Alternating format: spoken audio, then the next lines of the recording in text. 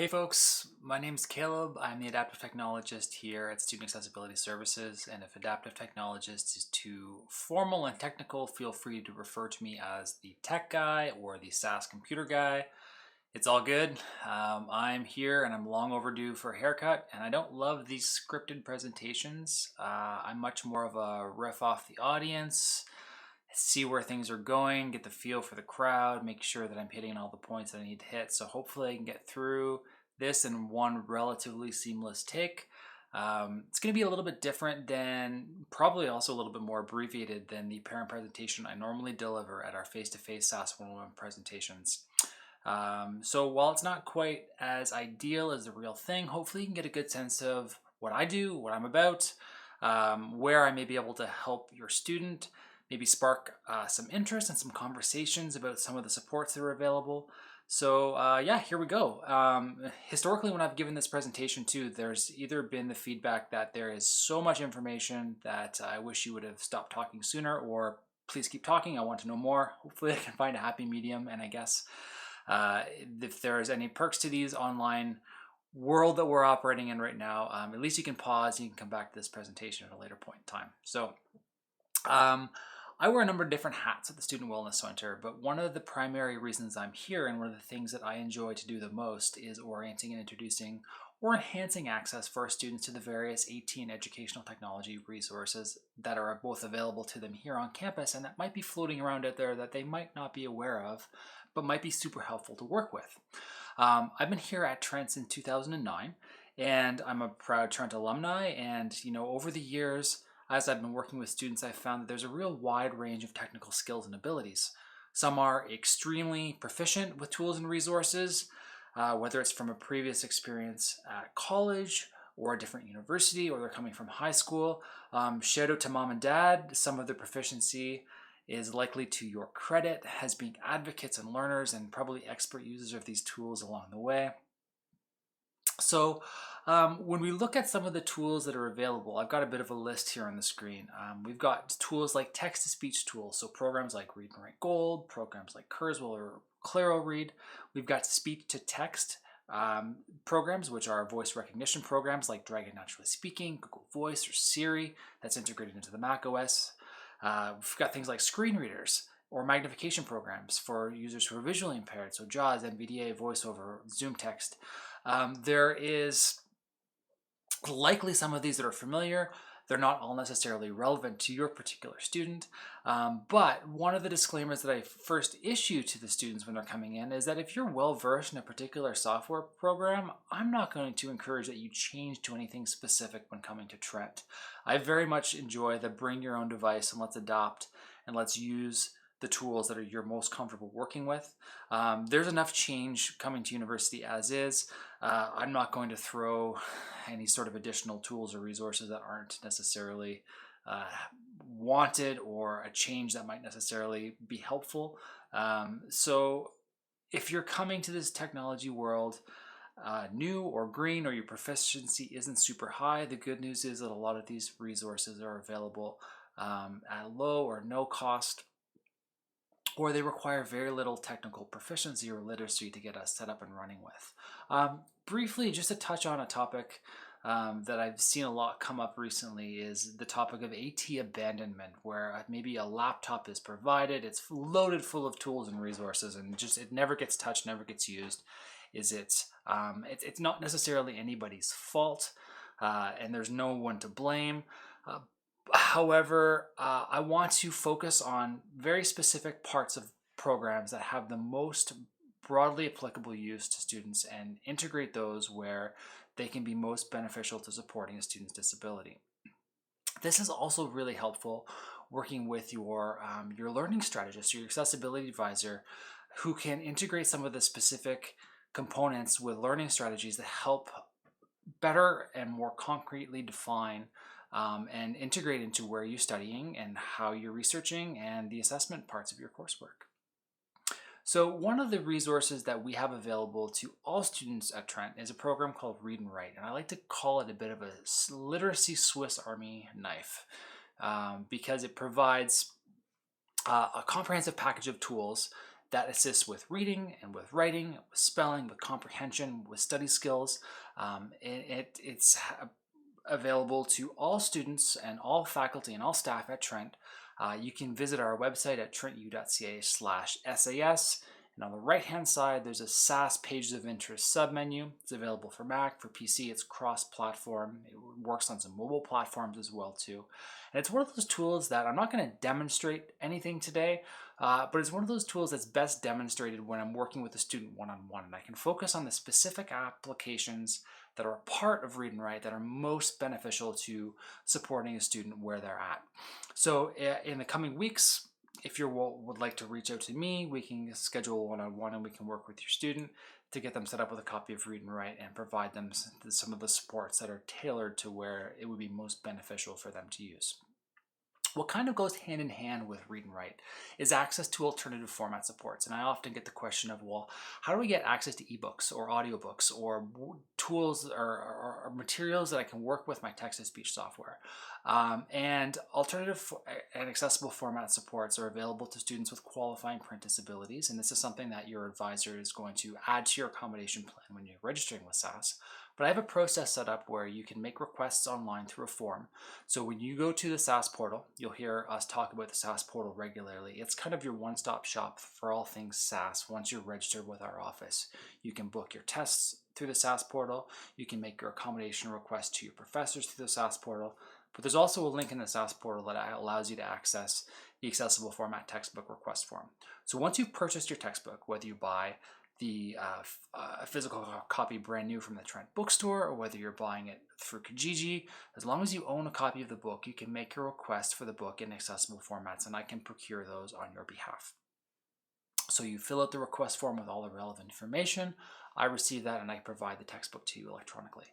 I always encourage students that they need to buy the physical copy of the textbook, because if they buy an electronic version of the textbook, we can't circumvent the copy protection that exists on some of those electronic resources. And if we need to, worst case scenario, scan a copy of your textbook, we can do that with a physical copy. I can't break copyright to get access to those electronic files. So if you buy the physical book, if I need to scan a copy of your textbook, I can do that with a physical copy of the book. So if you have access to accessible formats, we can go over that in a little bit more detail later. This is something that's specific to particular users. So just to touch base briefly on some Trent supports that are available. Each Trent email address that belongs to a student is a Google email address. So one of the perks that the educational access accounts for Google have is your account has unlimited storage. You're not limited to the 15 gigabytes that comes free with Google.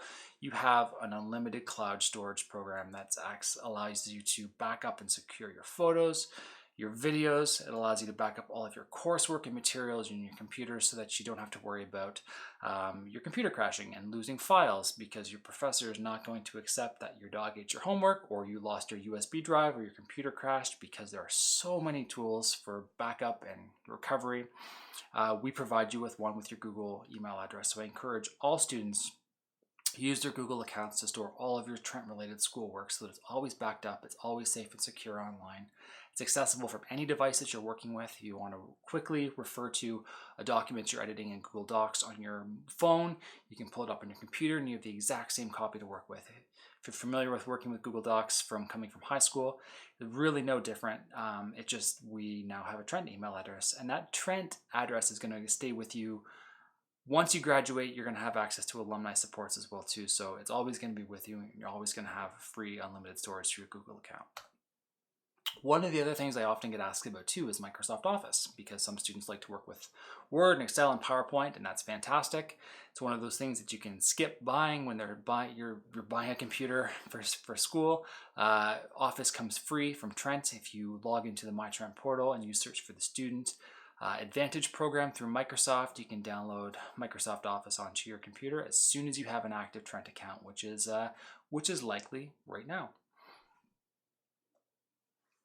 So there's a whole host of other tools and resources that are available and that provide some accessibility related supports. One of the tools that we recommend and we have had great success working with over the last number of years is a product from a company called LiveScribe called a SmartPen. I like to call it the evolution of a digital audio recorder because it's a unique device that allows you to write in special notebooks while recording the audio, but it's all time stamped and it's synchronized so that you have a precise moment in time that you can play back the audio from, and it allows you to, rather than sifting through a full audio file, get the audio playback from a precise moment, exactly what was said when you've written something on a piece of paper. So it's really helpful when professors are elaborating on topics that might be covered on quizzes or tests or exams, or things that you're like, this is exceptionally important and I want to remember. You can instantly play back the audio without having to seek through a long 2 hour long lecture or an hour long lecture on a topic like maybe perhaps the session that we're working on right now. You can go back and you can, if you're recording with your SmartPen, you can record, you can play it back, and it's great for recall. It's great for pinpointing the precise moments in a lecture where you want to recall important information. And it's neat too because there are some other tools and there are other apps that exist that provide similar functionality. So there are options for audio recording. There are options for working with this type of support. Assistive technology on the mobile front has come a long way over the years. Smartphones are so much more than just Instagram and Snapchat and messaging. There are so many education and productivity related tools, things like live captioning, things like text-to-speech supports on the go, that you can essentially have your own audiobooks accessible wherever you are, whenever if you're at the gym or you're commuting back and forth to school. There's so many things that you can do with your mobile device that it becomes much more than just a communication tool. I would never recommend that you would use an iPad as a computer replacement, but they are an amazing supplemental tool that I would recommend students work with and have access to, just from an accessibility perspective. This is something we can always talk more about, but I would encourage, and I often encourage when I work with and demonstrate and show presentations to people, looking for some of the accessibility features that are built right into devices that are currently in your pocket, because it's a normalization tool. It's something that you have access to. It's something that everyone's using and everyone's working with. And it's not something that's specialized or customized or something that's really unique or stands out. No one has to know that you're working with, all of your textbooks in an MP3 format on your phone. But you can be working with them, and it's access. You're more likely to use them because you have them on your device. So we can talk about those a little bit more in depth when we meet one-on-one. That's not a problem. I often get this question asked, and I like to kind of end with this particular slide, because I often have the question of, should I buy a Mac or should I buy a PC when I'm looking for support, when I'm looking for tools and resource and access? And I can honestly say, I'm delivering this presentation right now on a Mac. I've used a PC. All of our Trent computers are PC computers. You could buy either and be very well supported with the tools and resources for your academic success. So if your heart's set on buying a MacBook, buy a MacBook. If you want to buy a PC computer, buy a PC. I just encourage you that when you're looking at buying a particular computer, make sure that you're looking at the equivalent specs. So if you're going to spend $1,500 on a MacBook, look at what $1,500 will buy you on the Windows side of things, and you're probably now comparing apples to apples as far as the specs of the computer and what it can actually do. So I have no preference, and I have no qualms in saying you could buy either and be very well supported. I think that more or less wraps up some of the real high-level technical stuff that I wanted to sort of convey to you. And I hope the biggest takeaway from this presentation is that there's all sorts of tools and resources available, and I'm always on the lookout for new ones. So I'm happy to meet one-on-one. I'm happy to connect with you at any point in time. And we can talk about things more in depth as it pertains to your academics and your successes here at Trent. So until then, very much welcome you to Trent University, and we look forward to chatting with you soon. Cheers.